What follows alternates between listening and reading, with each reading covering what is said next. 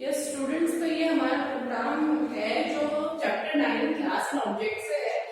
एक प्रोग्राम है आपके जो प्रोग्राम जो क्लास से रिलेटेड है कि आपको क्लास किस तरह से डिफाइन करते हैं।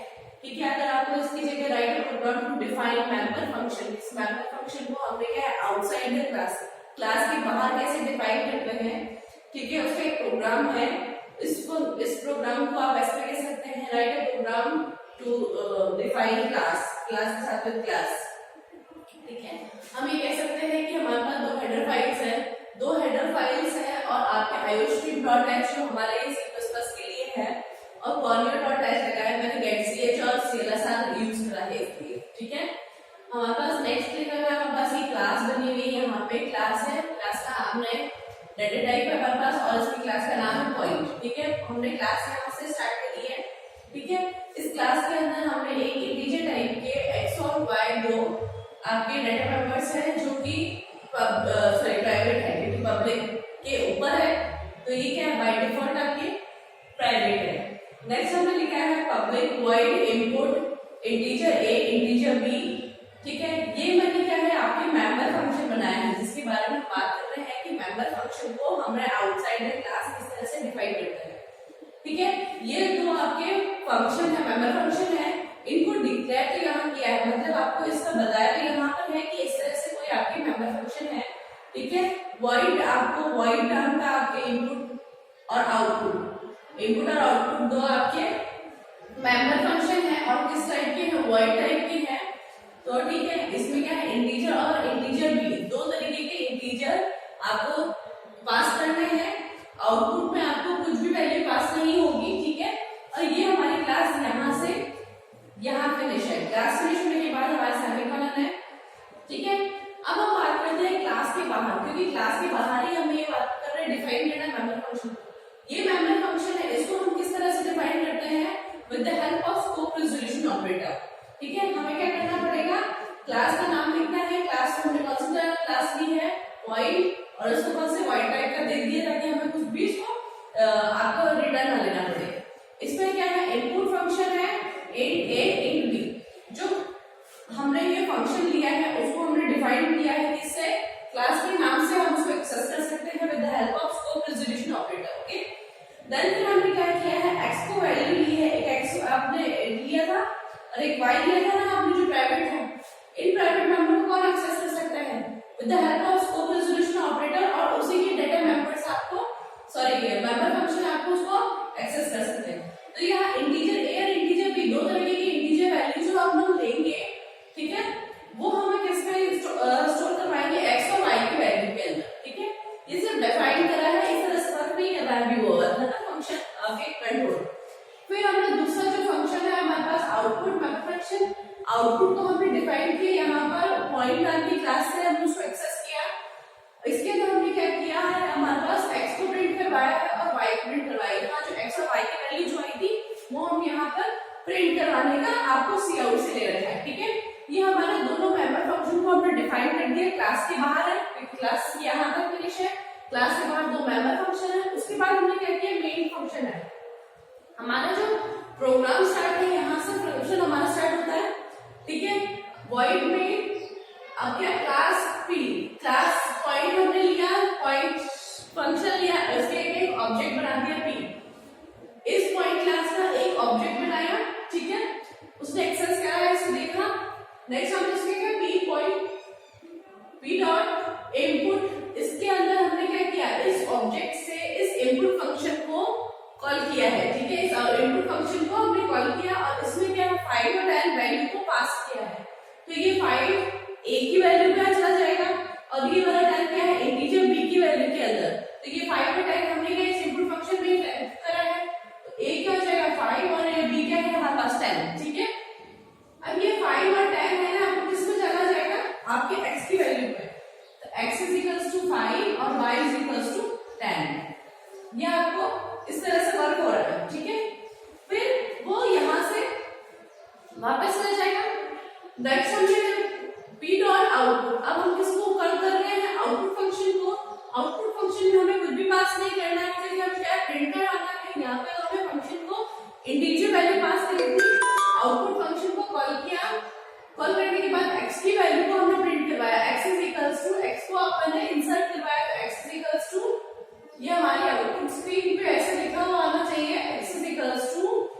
5y is equals to 10। ठीक है, x की वैल्यू और y की वैल्यू प्रिंट कर देगा।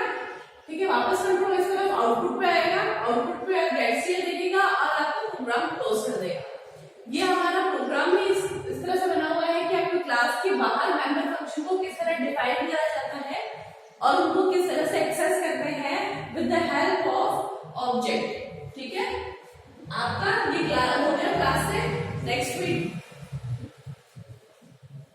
Thank you. हमारा नेक्स्ट प्रोग्राम है जो कि हमारे पास है क्लास के बाहर हमने फंक्शन को किस तरह से आपको डिफाइन करा हुआ है, मेंबर फंक्शन को परिभाषित करने का तरीका, मतलब how to declare member function,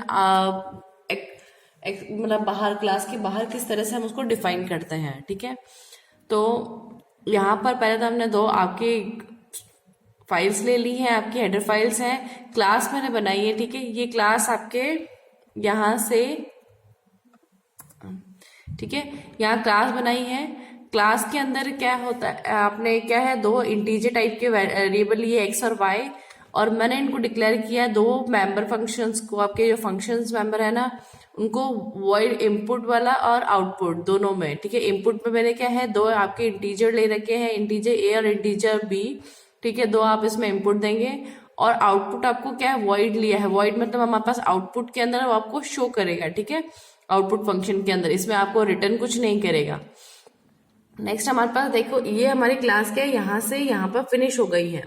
अब हमें क्या है, यही तो हमने ये चीज देखी है कि हमें हमारी क्लास के बाहर हमारे फंक्शन को, क्योंकि डिफाइन यहाँ आपको बताया यहाँ पर है, पर इनका डेफिनेशन यहाँ पर है, डिक्लेयर किया है यहाँ पर, आपकी डेफिनेशन क्या है, बाहर है। तो इसको बाहर किस तरह से करते हैं, तो हमारी क्लास है और क्लास को हमने जिस क्लास का फंक्शन है, ठीक है, इस क्लास का है वॉइड पॉइंट का।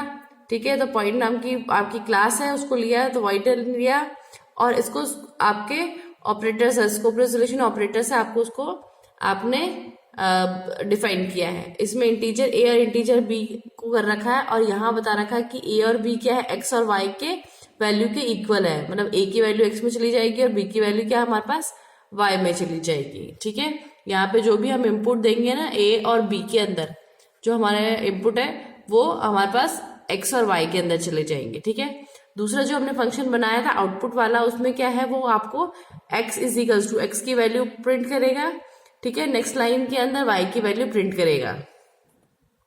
ठीक है, इसके बाद जो हमने मेन फंक्शन बनाया है, मेन फंक्शन के लिए हमने क्या किया है, यहाँ पर CLSR लगाया। आपके जो भी अगर पहले कोई प्रोग्राम रन कर रखा हुआ है इस वजह से। नेक्स्ट हमने देखा कि यहाँ पे पॉइंट P हमने एक ऑब्जेक्ट बनाया और इस ऑब्जेक्ट से हमने पहले इनपुट फंक्शन को कॉल किया। ठीक है, इनपुट फंक्शन को कॉल किया तो क्या करेगा, यहाँ पे जैसे आपके ये फंक्शन इसको करेगा तो आपको कहाँ जाएगा, ये वाली वैल्यू आपकी इस फंक्शन में चली जाएगी। ठीक है, इस फंक्शन में जाने के बाद आपकी x की वैल्यू 5 हो जाएगी, y की वैल्यू आपकी 10 हो जाएगी। ठीक है, फिर नेक्स्ट लाइन आपको जैसे एग्जीक्यूट करेगा तो p डॉट आउटपुट में जाएगा, x की वैल्यू और y की वैल्यू को वो आपको प्रिंट करेगा। ठीक है, इस प्रोग्राम से इस तरह से अपन बाहर आ जाएंगे। तो हम ये देखते हैं कि हमारे कंपाइल किया, नेक्स्ट हमने रन करा तो देखा हमारे आउटपुट में क्या आ रहा है, x की वैल्यू हमारे 5 आ रही है और y की वैल्यू हमारे क्या आ रही है, 10 आ रही है। जो हमने उसको फंक्शन के अंदर इंसर्ट करने के लिए बोला था वही उसने करा है फंक्शन के थ्रू। तो हमने उसको क्या है, एक ऑब्जेक्ट से कॉल किया, पी नाम का ऑब्जेक्ट है, क्लास और उसका ऑब्जेक्ट, उस ऑब्जेक्ट से हमने इनपुट और आउटपुट को कॉल किया है। ठीक है, ये हो गया हमारे मेंबर फंक्शन को बाहर किस तरह से डिफाइन करते हैं उसका program. Yes, good morning class. आज हम वापस में जो नेक्स्ट प्रोग्राम पढ़ रहे हैं, ये भी चैप्टर आपके 9th क्लास और ऑब्जेक्ट से रिलेटेड है। आपके प्रोग्राम है डाटा मेंबर के एरे को हम किस तरह से क्लास के अंदर डिफाइन करते हैं और उसको किस तरह से एक्सेस करते हैं। ठीक है, तो आपके ये है दो हेडर फाइल्स है एज इट इज आपके iostream.h और colio.h। ठीक है, नेक्स्ट हमने क्लास डिफाइन करी, क्लास हमारे कौन सी है, डाटा है, क्लास का नाम क्या है हमारे पास, डाटा। ठीक है, हमारे पास नेक्स्ट लिखा हुआ है int a5, हमारे पास इंटीजर एरे लिया जो कि 5 है, उसका आपका मतलब एक्सरसाइज आपको ये जो एरे लिया है वो कहाँ है, हमारे पास पब्लिक से ऊपर है वरना प्राइवेट है, ठीक है, बाय डिफॉल्ट। फिर हमने पब्लिक लिया, दो तरह के हमारे पास फंक्शन दो मेंबर फंक्शन लिए है, वॉइड गेट डाटा और वॉइड शो डाटा, ठीक है। दोनों को मैंने क्या है वॉइड टाइप का लिया है, हमें कोई भी वैल्यू आपको रिटर्न नहीं लेनी है और हमें कुछ भी उसको आपको गिवन मतलब देना भी नहीं है, हमारा कोई आर्गुमेंट्स उसमें नहीं है, ठीक है। यहाँ हम देखेंगे कि हमारे पास ये हमने आपकी क्लास यहाँ पर क्लोज कर दी, ये क्लास आपकी यहाँ फिनिश हो गई, ठीक है। नेक्स्ट हम देखेंगे कि हमारे पास जो वॉइड डाटा नाम की क्लास है उसके स्कोप रेजोल्यूशन से हमने क्या है इसके आपके मेंबर फंक्शन को एक्सेस किया, ठीक है। मेंबर फंक्शन को हमने इसमें डिफाइन किया है कि उसमें क्या वर्क हो रहा है, इसमें क्या है सी आउट हमने प्रिंट करवाया है enter the element of an array, ठीक है। फिर हमारे पास दो लूप लगे हुए हैं, सॉरी एक लूप लगा हुआ है, उसमें हम देखा कि हमने सी इन दिया है, जितने वो 5 एलिमेंट्स को इंसर्ट करेगा वो आपको सी इन के थ्रू आपको उसको एक्सेप्ट करेगा, ठीक है। नेक्स्ट हमारे पास इसके अंदर है जो हमारा मेंबर फंक्शन है वो है शो डाटा, जिसको हमने स्कोप रेजोल्यूशन ऑपरेटर और क्लास के नाम से हमने उसको एक्सेस किया है, ठीक है। अब वो वापस क्या करेगा सी आउट एरे एलिमेंट्स आर, अब हमें जो हमने यहाँ इंसर्ट करवाए थे वो यहाँ पर आपको वो शो करेगा, ठीक है। फिर वो एलिमेंट्स आर, फिर यहाँ लिखेगा इंटीजर 0 से लेके 5 तक हमने जो भी यहाँ इंसर्ट करवाया है, ठीक है, वो आपको सी आउट के थ्रू आपको लिख के बताएगा, यहाँ टैब से आपको थोड़ा स्पेस से लेके, ठीक है। अब हमारा मेन फंक्शन स्टार्ट होगा, मेन फंक्शन स्टार्ट होने के बाद वो डाटा क्लास है और उसका एक ऑब्जेक्ट बनाया, क्लास को देखेगा, क्लास को एक्सेस करा। नेक्स्ट उसने क्या किया, इस ऑब्जेक्ट से उसने गेट डाटा का मेंबर फंक्शन को आपको कॉल किया, यहाँ पे इस फंक्शन को कॉल किया। इस फंक्शन को कॉल करने के बाद आपको आउटपुट स्क्रीन में वो पूछेगा enter the element of array, enter the elements of array. अब यहाँ स्लैश एन है तो इसका मतलब हमारे कर्सर का नेक्स्ट लाइन में, ठीक है। फिर अब वो लूप चलाएगा i इज इक्वल्स टू 0, अभी i की वैल्यू है 0, ठीक है। नेक्स्ट लाइन पे है सी इन a ऑफ 0 की वैल्यू हमने जैसे 5 दी है, ठीक है। मैंने आपके कीबोर्ड से 5 टाइप किया और एक एंटर दिया, हमारा कर्सर इधर आ गया। फिर i की वैल्यू i की वैल्यू 1 हो गई, 1 होने के बाद वापस से वो पूछेगा a ऑफ 1 की वैल्यू क्या आ जाएगी हमारे पास, जिसमें 6 टाइप किया, आपको एंटर किया, हमारा कर्सर नेक्स्ट लाइन पे आ गया क्योंकि स्लैश है ना हमारे पास। फिर हमारे पास क्या है, यहाँ पर आपको इंटीजर i प्लस हो गया, तो i की वैल्यू 2 हो गई, a की वैल्यू ऑफ 2 हमें पास दे दी है, तो मैंने जैसे a टाइप किया, एंटर किया, नेक्स्ट हमारे पास कर्सर इधर है i++, अब a की वैल्यू हमारे पास क्या हो गई है 3, a की वैल्यू 3 होने के बाद वो वापस से पूछेगा, ठीक है, a ऑफ 3 हमारे पास क्या है, मैंने 7 लिखा, ठीक है, कर्सर से हमारे पास नेक्स्ट लाइन पे आया। फिर हमारे पास क्या है a ऑफ 4, क्योंकि i++ के बाद i की वैल्यू क्या हो गई 4, a ऑफ 4 की वैल्यू हमारे पास क्या है, मैंने लिखी है 10, ठीक है। अब फिर वापस एंटर किया तो फिर वो चेक करेगा, वापस से वो चेक करेगा i++ होने के बाद i की वैल्यू कितनी है 5 है, ठीक है, i की वैल्यू 5 होने के बाद वो चेक करेगा कि i की वैल्यू लेस देन 5 है क्या, नहीं है, क्योंकि i 5 लेस देन 5 नहीं है, वही उसके इक्वल्स टू आएगा, तो ये क्या कंडीशन फॉल्स है और आपका कंट्रोल वापस वो किसको देगा, इसको देगा, ठीक है। फिर वो नेक्स्ट लाइन पे आएगा d डॉट शो डाटा, ठीक है, शो डाटा को एक्सेस किया उसने इस फंक्शन से, इसको कॉल किया, फंक्शन कॉल किया, तो यहाँ लिखा हुआ array elements are, array elements are, ठीक है, स्लैश एंड नेक्स्ट लाइन, वापस से आपकी फोर लूप चला है, फोर लूप वापस से 0 से लेके 5 तक है, जिस तरह से हमने उसको एंटर किया था उस तरह से ही उसको क्या है हमने आपको रिटर्न करेगा। तो यहाँ मैंने क्या टैग कर रखा है स्लैश टी, तो किस तरह से प्रिंट करेगा 5 6 8 7 10, ठीक है, आपने जो दिया वो इस तरह से आपको प्रिंट करके देगा। इसके बाद हमारे पास क्या है, कंट्रोल वापस से आपको शो डाटा को देगा, देखिए आपका प्रोग्राम फिनिश है। तो हम ये देखते हैं कि हमारा जो इंटीजर टाइप की एरे थी हमने उसको क्लास के नाम से उसको किस तरह से एक्सेस करा है और उसको आपको प्रिंट करके दिखाया है। ये प्रोग्राम इसी तरह से है और आपको मैंने इस प्रोग्राम को आपके करके कंपाइल करके बताया है। आई होप आप भी अपने प्रोग्राम्स को अपने डेस्कटॉप पर रन करके देख रहे होंगे।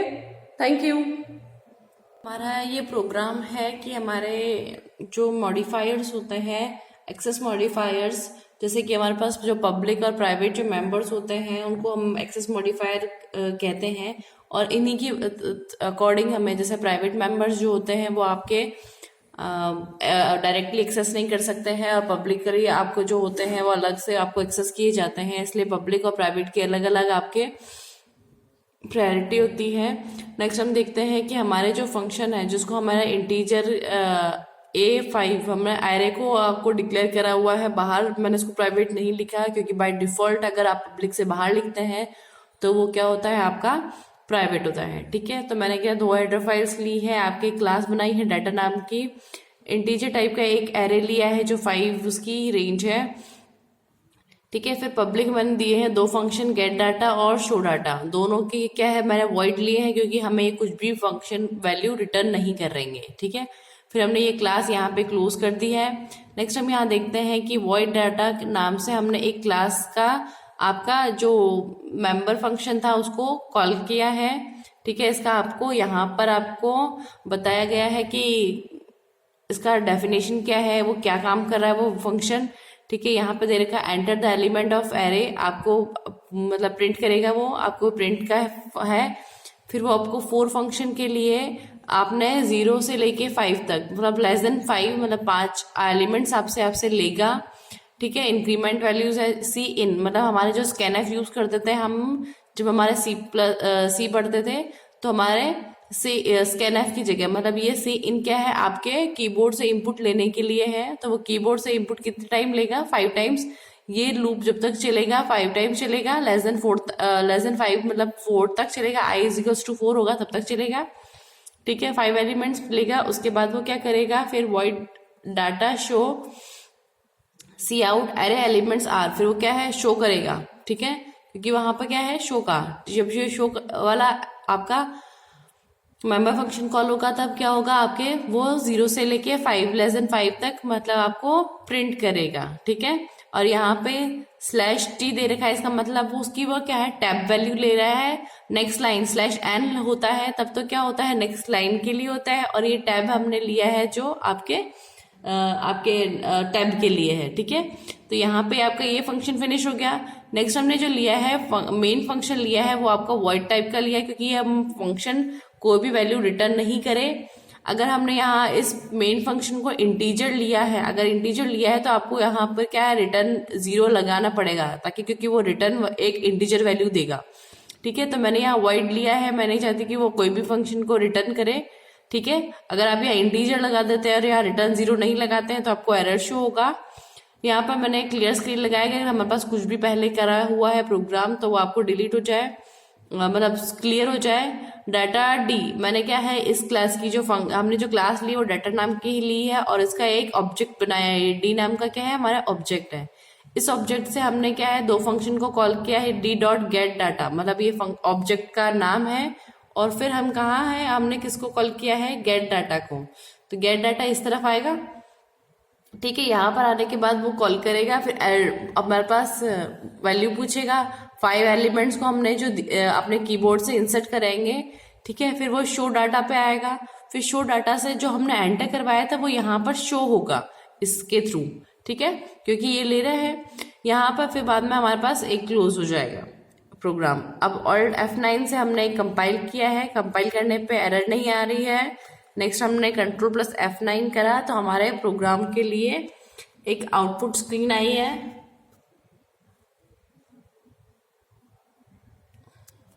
इसमें लिखा हुआ है enter the element of array. हमें एरे के एलिमेंट्स इंसर्ट करवाने हैं, जैसे मैंने 2 टाइप किया, 4 6 8 9। अब जो मैंने यहाँ पे टाइप किए थे वो क्या है, देखो टैब से यहाँ पे क्या है, एरे एलिमेंट्स को उसने आपको स्क्रीन पे शो कर दिया। जो हमने /t लिया था ना, टैब वैल्यू ली है इसने। ठीक है, यहाँ पे हमने जो इंसर्ट करवाया था वो उसने आपको शो करा है, आपको इंसर्ट करवा के। ठीक है, ये हो गया हमारे क्लास के थ्रू।